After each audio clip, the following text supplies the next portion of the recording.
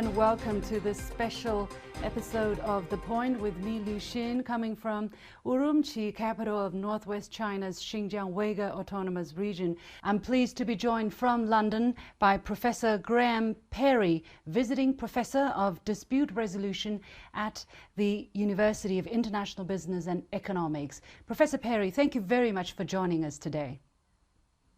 I'm pleased to be with you. Thank you, Xin. So you have just finished a lengthy article on your thoughts and the origin and development and the conclusion of the so-called genocide and forced sterilization issues in Xinjiang recently. I read that report. It's very long, it's very comprehensive. So I want to discuss some of the things you talked about in that paper. For instance, you argue that the Xinjiang allegations are all about security, territorial integrity and terrorism, and have nothing to do with race, racial hatred or racial oppression. Could you elaborate on this argument and how you reach that conclusion? Yes, the problems in Xinjiang arose out of the conflict between China and the Muslim separatists, the Muslim fundamentalists, and their attempts to set up an independent state. In other words, to separate the Xinjiang Autonomous Region from China. And that was an ongoing dispute. It's been quiet for the last 4 years, but it may flare up again. But there was a lot of violence. The terrorists were very active. And in my article, I set out the details of the violent episodes that occurred when the separatists became violent in an attempt to force separatism on the People's Republic of China. That is how these events occurred.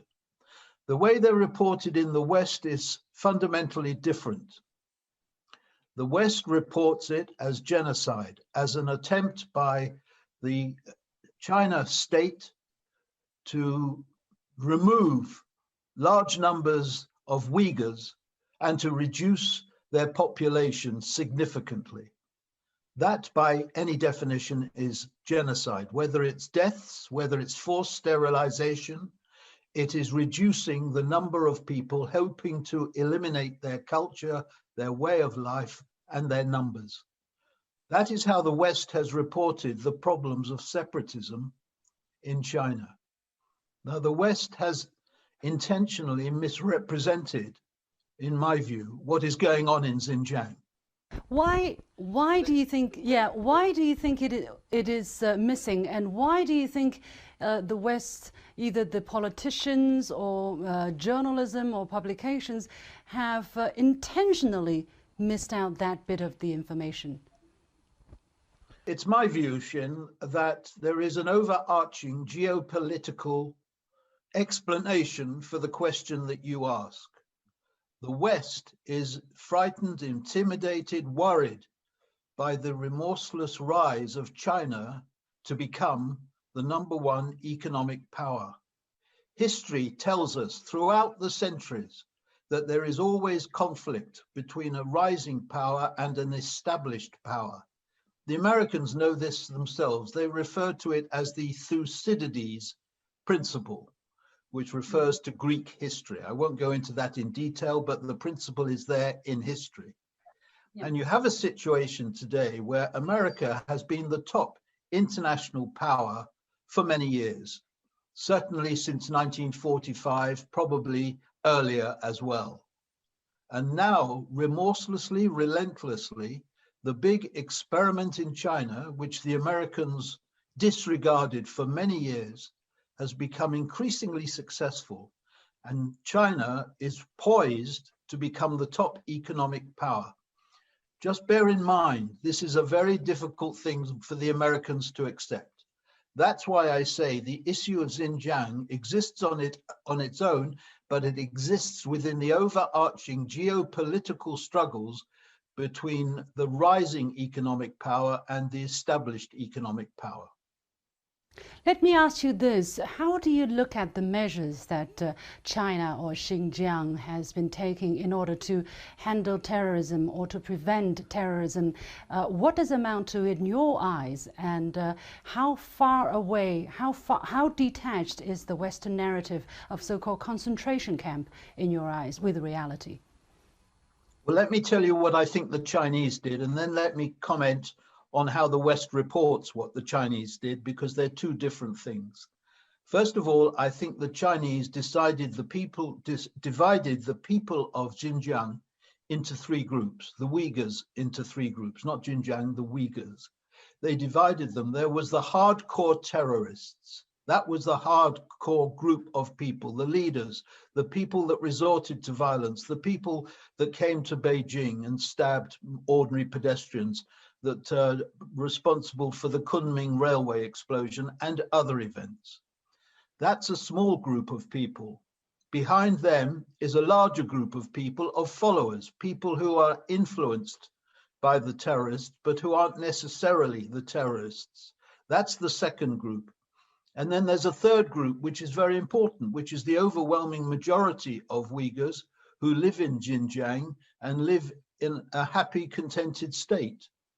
So as regards the first group, the terrorists, the Chinese action was resolute and firm. There were arrests, there were deaths, and I'm sure there were executions. But for the group in the middle, the large number of people who were influenced by terrorist thinking, the Chinese came up with the idea of re-education camps. This is something that the West calls concentration camps. And it is that over which there is much difference. How do you look at these measures? Because for some people, even taking measures to prevent terrorism in their eyes is not acceptable. And however China tries to explain or tries to show some people, they seem to think that these measures to prevent, to preempt any terrorism crimes is not acceptable. What is your understanding and your argument here? Well, every government regards itself as entitled to take action against people who are trying to overthrow the government. I think China took a very significant difference of opinion, difference of action between the hardcore terrorists, who they regarded as enemies, and which any government would have regarded as enemies because they resorted to violence, and the larger number of followers who the Chinese wanted to wean away, take away from the ideology of violence and separatism. At first, the Chinese tried the time-honored method of arrest and prison, but they found, as the West has found, that if you put followers into prison with the extremists turn the followers into extremists. So the Chinese realized, I think, that they had to take decisive action to separate the hardcore terrorists from the followers, and it is the followers who they have compelled to engage in a re-education process. The West calls it brainwashing. The West calls it concentration camps. That's because the West wants to misrepresent what China is doing.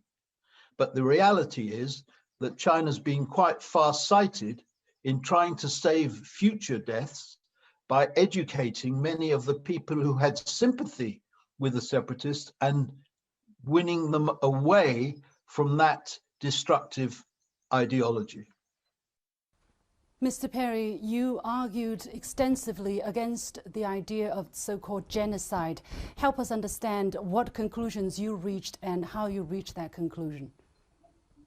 Well, there is a widely accepted definition of genocide set down by the United Nations. Basically, it means attempts to eliminate the existence of a group of people, whether they're defined by race, by nationality, or by some other definition. I'm Jewish, and I'm very conscious that the Jews were the victim by the Nazis of genocide. The Nazis killed 6 million Jews in the World War II. That is genocide. there have been allegations of genocide against the Rohingyas in Burma. There have been other instances of genocide in Serbia as well. There are many instances, historical examples of genocide. That said, each genocide has its own characteristics. But what was originally said about China by Pompeo in particular, the American Secretary of State, was that China was guilty of genocide. He didn't have the evidence of genocide. There weren't evidence of people being killed. There weren't evidence of crematoria. There wasn't evidence of people being put up against a wall and shot, which was the position that happened to the Jews in World War II.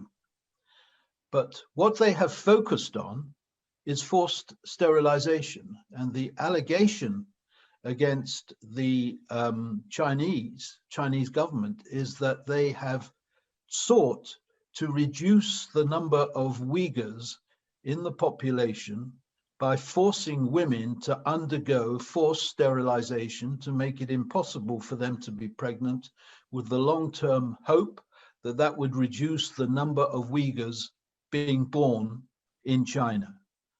So that is the approach they have taken. Forced labor is a different matter, but the allegation of genocide really is very, very serious. And the question for me is, has it been proved? And here we come back to the very uncertain evidence of somebody called Adrian Zenz, and I have set that down in detail in my article. But I'm depending on the research and investigation done by non-Chinese sources. This is reflected in the recent program put on by the Hamilton Coalition in Canada, where they involved Grey Zone, Daniel Dumbrill, and other people to evidentially, step by step, go through the evidence of genocide in order to prove that there was no such genocide. I've looked at their work, I've looked at the numbers, and I find Adrian Zenz's evidence very, very weak. Have you ever wondered, it's not difficult for anybody who read and who try to find out about this matter to find lots of loopholes in their argument, and yet it seems that these allegations have found quite a large number of audience who are people who are very readily accepting this idea. What exactly has happened? I mean, I'm sure there are other people who have independent, who can think for themselves as well in the West, and yet why are there not as many people in the political circle or in the media standing up and speak up against what they believe is falsehood, or at least ask the questions? I think there is a historical explanation for this, Shin, and this partly focuses on the history of the Soviet Union. When the Soviet Union came into power in 1917, it worried the Western countries, the capitalist countries, very, very significantly. There was fear of not simply revolution in Moscow, but revolution all over Europe. And the idea of a successful Marxist revolution across Europe worried the capitalists to their roots. So there is a lot of people look at China through the lenses of the Soviet Union, and there is an antipathy to any government that calls itself a communist government. Communism is not popular. Communism is associated with violence against the people, and it doesn't take a lot to stir up indignation and feeling on the issue of China by making a connection with the alleged genocide of the Uyghurs. As I said to you before at the beginning, for me, there isn't genocide, and for me, it is untruths, and for me, it is part of an overarching geopolitical battle between the Americans and China as to who is the top economic power. The Americans will not let go, and they think they can damage China if they persuade more and more people to believe that China is responsible for genocide. So this issue has to be confronted, has to be fought. People who believe that this is wrong and unfair to China, like myself, have to be prepared to speak out. Help us understand the way how you did your research. I do not know whether you had the opportunity to travel to China over the past few years, especially after the pandemic broke out. So you pretty much did your research online, or I don't know. Help us understand the thought process. First of all, I went to the evidence of genocide. I started with what was in the public arena for the evidence of genocide. And this always comes back to Adrian Zenz. For example, in my article, I quote an interview between Grey Zone and the man, I think his name is Nanat, who is president of the World Uyghur Congress. And the interviewer from Grey Zone, I think it's Blumenthal, says to him, where do you get the figure of 1 million people in concentration camps? And he says, oh, we got it from America. Well, who gave you the information from America? We're not sure. There is a lot of willingness on the part of people who are anti-communist, have no sympathy for the communist way of government, to accept very, very unsubstantiated evidence of genocide. Now, in my opinion, this is very bad. Whether you're pro-China or anti-China, if you're going to throw around the term genocide, you need to be sure of your facts. And the basic fact that undermines Adrian Zenz's investigation is that the number of Uyghurs in Xinjiang, the population has increased rather than decreased. That is not a sign of genocide. But help us understand your understanding with the so-called forced labor allegation that has also been circulating.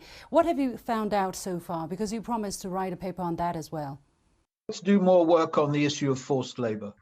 The allegation is that the Chinese uses a prison population to promote the production of goods that enter into the production chain of goods that arrive in European, American countries around the world. That is the allegation, and it's a third attempt to damage China's reputation by arguing that they're exploiting people who do this work because they are not paying them a proper wage, and that is why they give the title forced labor. China disputes this, says it's not true, and it's a matter of opinion. But you know, Xin, it is like this. If you want to believe something, you'll believe it, even though the evidence isn't there. And I find I'm in a minority when I argue the case for China. I'm looking to argue it more and more. I'm hoping to get onto more platforms because I hope this article will show to people that I've looked into the matter and I've researched it thoroughly, and I should be listened to, because the people who are alleging these things about China are merely repeating what they've heard in the media. And most of the media comes back to one name, Adrian Zenz. So I assure you, I will be going into the question of forced labor. It won't be such a long article this time, but it will deal with the allegation. And again, I'm sure that it is untrue on the basis of what I've read, but I need to prove that to the satisfaction of my audience. Have you many audiences already? Do you find difficulty getting yourself in the mainstream media platforms? I've only just recently finished this article, and my intention is to distribute it. Having distributed it, I then have to convince people that they should listen to what I have to say by inviting me to come along and speak. I'll just give you one example of somebody. My background is a human rights lawyer. And one of the lawyers that I worked closely with is, I find, on the other side from me on the issue of China and genocide. Mm-hmm. And her name is Lady Kennedy of the Shores. She's a prominent lawyer, and she's also in the House of Lords. And she and I were always on the same side when we worked together in the law. Now, on the question of China, we're on separate sides. But I think her mind has been made up on the basis of the oral testimony that has appeared in the West by Uyghur women who have alleged that they are victims of sexual misconduct by camp guards in Xinjiang. So that is something I have to look into. I've referred to that in my article because I've talked about some of the women and exposed the inconsistency in their stories. But you have to be a bit careful when you're dealing with testimony about genocide. And I need to be sure I'm right. I say this because I know from experience that people who escaped Germany and came to the West and said Jews were being killed in large numbers were simply not believed. So I have to make sure that I've got all the evidence, and that's a bit of thorough investigation. But I believe the evidence is there because the testimony that I've seen is oral testimony of sexual assault. And this is what has upset a lot of human rights lawyers in the West who think that China is maltreating Uyghur women on a large scale. Look, when you talk about oral testimony, the world had a very bad experience with that in terms of oral testimony and the United States using such testimony as an excuse to wage war in the Middle East, and it turned out that it was all a farce. It was put on and it was fake tears that was being shown to the world. Do you think there is a problem with the way how evidences are collected? I mean, you have people still invited to testify in front of the Congress, and they can be talking anything, and there is not much credibility or responsibility associated with that, you know, and the Congress people can base their decisions on these oral testimony, regardless of whether these testimony, these witnesses have been debunked or not.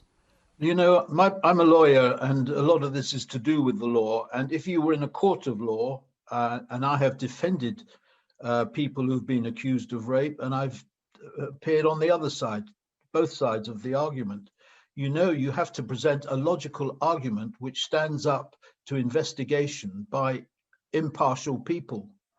Now, that's not all. It seems there is no independent investigation by people who are credible, who are independent. You see, that's how I see the problem with these oral testimony from the witnesses of alleged sexual crimes in Xinjiang.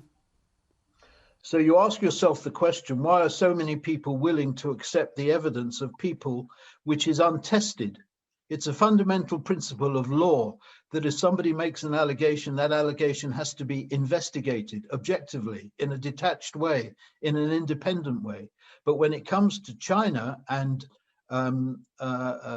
sexual assault, people are prepared to put to one side their usual standards of investigation and embrace the evidence because they want to believe it. They want to believe China is behaving badly. So there is an uphill battle. I don't say this is an impossible battle, Xin. I don't. There are people who will increasingly recognize that the evidence that is being put forward has to be subjected to scrutiny. And in my article, you may remember, I gave an example of a woman from Iraq who was working in a hospital in Kuwait and gave evidence that Iraqi soldiers had come into the hospital where she was working, picked up babies and left them to die on the floor. It turns out this evidence was completely untrue. So there is a precedent for saying, when you look into this evidence, look into it thoroughly. And I know in the Chinese media, 2 or 3 of the women giving evidence have been shown to be very, very inconsistent. That has to be done, each one, every witness that comes up, the Chinese side have to put forward their arguments why that woman's evidence should not be tested, should not be accepted without investigation. Yeah. Well, time limiting, Professor Perry, we have to leave it here, but it's a fascinating conversation with you, and I wish you all the very best and hope that you will find an audience who are willing to at least listen to what you have to say about your research. Professor Graham Perry, Visiting Professor of Dispute Resolution at University of International Business and Economics. Thank you very much for having me on your program, and I wish you well in the future, Xin.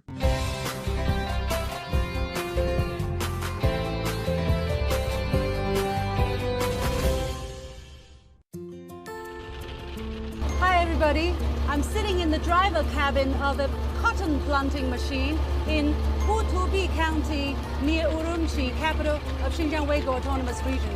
What's special about this machine is, look, it's automatic. It can be driverless. Exactly how it works? It's from the Beidou satellite navigation system that's developed by China. Let me show you exactly how it works.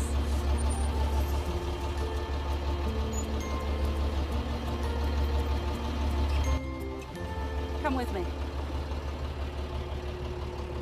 So, as I told you, this uses the Beidou satellite system, and that white box up there is exactly how it receives signal. Now let me come down. Come here. So this is the monster, and here it has several layers of devices. This is where the cotton seeds go in. Come and take a look.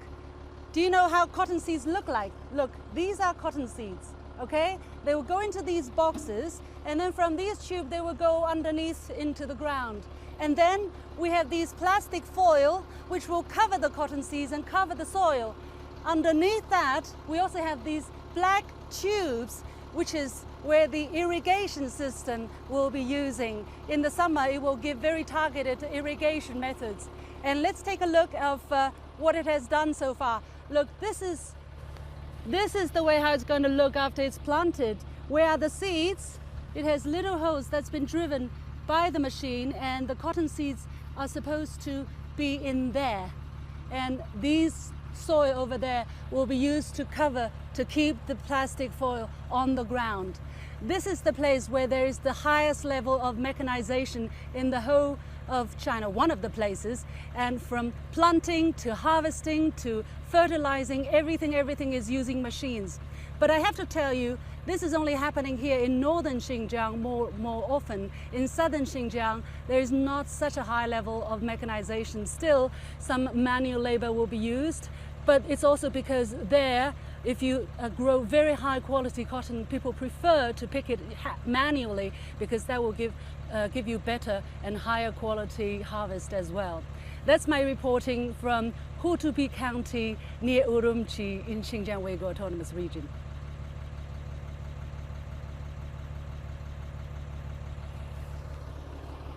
And with that, we come to the end of this special segment of The Point with me, Liu Xin. I have been traveling Urumqi and other cities in the Xinjiang Uyghur Autonomous Region. Thanks for watching. I hope you enjoyed the program. And as always, follow me on Facebook and Twitter using the handle Liu Xin in Beijing. You've got the point.